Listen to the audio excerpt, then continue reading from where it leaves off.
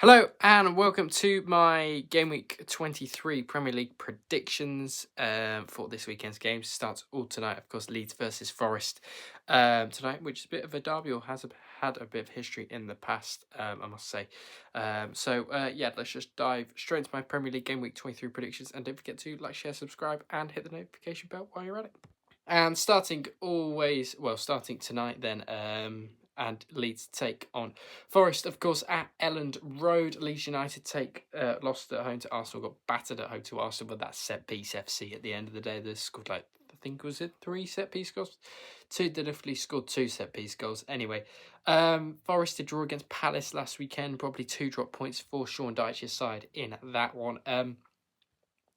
Yeah, these two sides have a bit of history in terms of rivalry, I think. Always seems to kick off between these two. 3-1 Forest win over Leeds earlier in the season on the 9th of November. Last time to play at Leeds was a 2-1 home win for them on the 4th of April 2023. 7 wins for Leeds, 7 draws, 10 wins for Forest in this one. Forest sits 70, just outside the drop zone. Big game in the relegation battle, has to be said.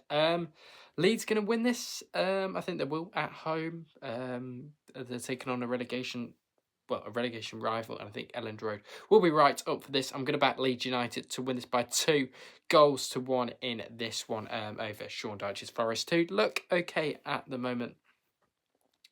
Yeah, I think Leeds win this quite comfortable, just about. Friday night under the lights at Elland Road. Leeds are going to win this by 2-1 here. Manchester United take on Tottenham then at 12:30. United should be winning this, really. 3 wins on the trot for them. They take on a Spurs side who have looked better in recent weeks and beaten their last 4. They've won 2 of those in the Champions League, though. They did lose at home to West Ham at the start of the year. Brilliant from United. Last few games, beat Man City, beat Arsenal, and then beating Fulham in the last minute with Benjamin Sesko in that one. 2-2 draw earlier in the season on the 8th of November between the two sides on that one. I think Matthijs de Ligt scored. I think Spurs scored to win the game in the last minute, and then de Ligt headed it in at the nick of time, of course, and got an equaliser for Manchester United. 50 wins for United, 8 draws, 12 wins for Spurs. They did play in the Europa League final, of course, 1-0 home, 1-0 win for Spurs, not home, but they were the home team in that game. 4th sit United, 14th sit Tottenham. United are going to win this. They are unbeaten in 7 games under Michael Carrick overall in his tenure so far, with that being just one little game in interim charge before this as well. Solanke scored 5 in his last 5 against United, and that's why I'm going to back United. I'm going to go for a 3-1 United win over Spurs in this one. I think Solanke will score for Tottenham, United to win this by 3-1 and continue and get 4 wins on the trot. 3 o'clockers now then. Bournemouth Villa is the first. This should be an interesting one. Bournemouth won their last 2 games over Liverpool and Wolves respectively. Villa did lose at home to Brentford in there as well last weekend. Bit of a blip for Villa, kind of stumbled in the title races. Arsenal took big advantage last time out. Bournemouth won 5 of their last 7 against sides starting in the top 3. They've been pretty good against those kind of teams. Scored 11 in their last 5 Premier League games as well. Earlier in the season, Villa did thrash Bournemouth 4-0 on the 9th of November. 4 wins for Bournemouth, 2 draws, 6 wins for Villa on that one.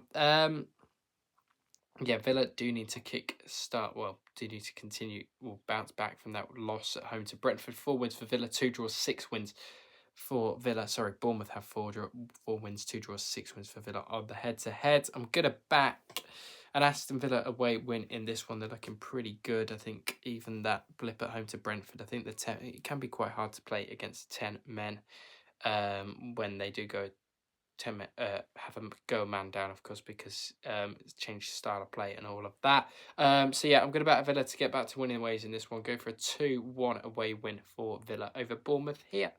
Arsenal Sunderland at the Emirates. Set piece FC probably going to strike again. They didn't score from a set piece in the week though, and that was against Chelsea, but it was a very cagey game and Chelsea just threw the kitchen sink at that one and allowed Arsenal to score. And that one, only one loss out of their last 5 for the Gunners. That was at home to Manchester United, of course. Sunderland getting a big 3-0 win over Burnley last time out.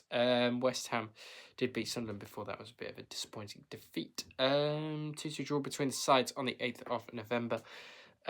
Which was that bonkers game, I remember, where Sunderland scored in the last minute and thwarted Arsenal of 2 points. 11 wins for Arsenal, 6 draws, 1 win for Sunderland. Arsenal going to win this set piece. FC going to be back at it again.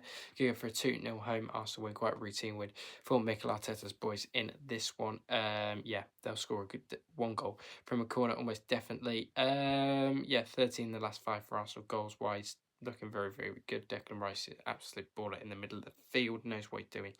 Very good holding midfield for Arsenal. Probably the best in the world right now. You maybe say 2-0 Arsenal over Sunderland.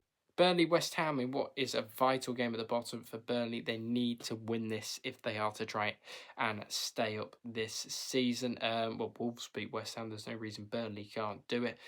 Burnley did get battered away at Sunderland at the Stadium of Light on Monday night, didn't they? West Ham going 2-0 up away at Chelsea and then somehow losing the game miraculously.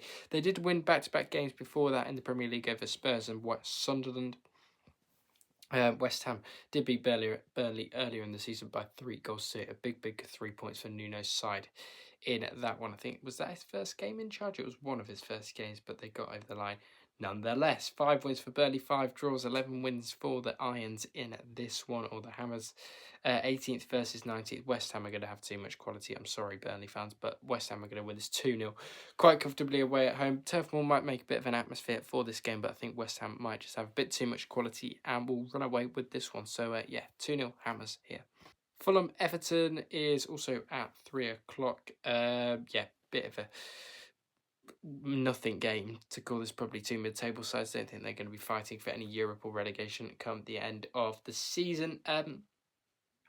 United did beat Fulham at the weekend, didn't they? Very unfortunate after Fulham did work their way back into the game with Kevin and Jimenez, of course, with that penalty in there as well. 4 out of the last 5 games for Everton have been 1-1 draws. 1 was in the Cup, though, against Sunderland, which they lost, didn't score a single penalty. 2-0 home win for Everton over Fulham last time they did play. Last time to play at the Hill. Dickinson back at the Cottage, though, was a 3-1 away win for Everton over Fulham on the 10th of May. 5 wins for Fulham, 6 draws, 11 wins for the Toffees. Everton have quite a good head-to-head away record at Fulham. I'm going to back that to continue. Here, I'm actually going to back the Toffees to win this one. I'm going to go for a 1-0 Everton away win. I don't know why, I've just got a feeling they're going to win this. They've conceded just 11 goals in 12 Premier League games, away Premier League games this season. They've been pretty good defensively, and that is why I'm backing the Toffees to win by a 1-0 over Fulham here. And the final 3 o'clocker is Wolves taking on Liam Rossini's Chelsea. Chelsea, they have to win this after losing to Arsenal. They've got to bounce back correctly. They're taking on a poor Wolves side, although they have only conceded 2 to Bournemouth and 2 to Man City in the last 2 games, but the losses, they're not going to keep them in the Premier League, are they? Still stuck on 8 points, still chasing that 11 points of derbies, of course. 6 wins for Wolves, 4 draws, 12 wins for Chelsea. Chelsea did win this 3-0 on the 8th of November. Last year, all the games were pretty much on the 8th of November, weren't they? They did play in the FL Cup as well. 4-3 Chelsea win at Molineux. Last time they played properly at Molineux was in 2024. Have to go back to 25th of August, and it was a 6-2 Chelsea win that day. Chelsea pretty good looking pretty good in the league at the moment, but they look pretty good in general under Liam Rossini. I think he's a proper coach. I actually do like him as a coach. I think he's taken this Chelsea team in all the right directions. Chelsea win this quite comfortably. Going to go for a 3-0 away victory here. I think it'd be a good away performance for Liam Rossini's men in this one. And 3-0 to Chelsea over Wolves. 5:30 kickoff is Newcastle versus Brentford. Then Newcastle will be looking to win this one, of course. 3 losses out of the last 5, of course, in all competitions for Newcastle. 3 losses in the Premier League, but they have played Villa, Liverpool and City. No, all of them were Cup, weren't they? No, some of them were Cup.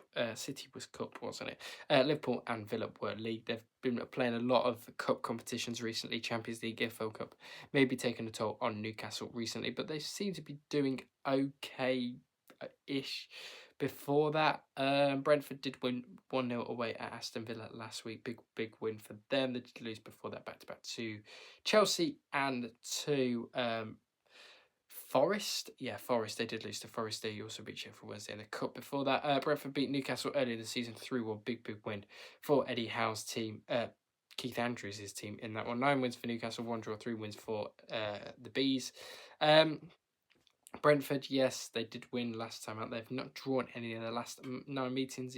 Igor Thiago has been nominated for Player of the Month for January, as he has scored 5 goals this month. Anthony Gordon will be out with a hamstring injury. I'm just going to back Newcastle to win this. I'm going to go for a 1-0 Newcastle win. I think it'll be quite a scrappy game. If I'm honest, I don't think there's going to be a lot in this one. I think it'll be a really cagey affair. I think maybe a Voltemade goal early in the first half will get Newcastle over the line here against Brentford. Into Sunday's games, and we've got the fake derby, which is Brighton versus Palace. Isn't really a derby here at the Amex. Earlier in the season, always good to look at head-to-head for derby games, even though I don't class this really as much of a derby. I know the fans don't kind of really. I think it's more on the Brighton side that is on the Palace side, but do let me know down in the comments. 0-0 draw earlier in the season, 6 wins for Brighton, 10 draws, 8 wins for Palace.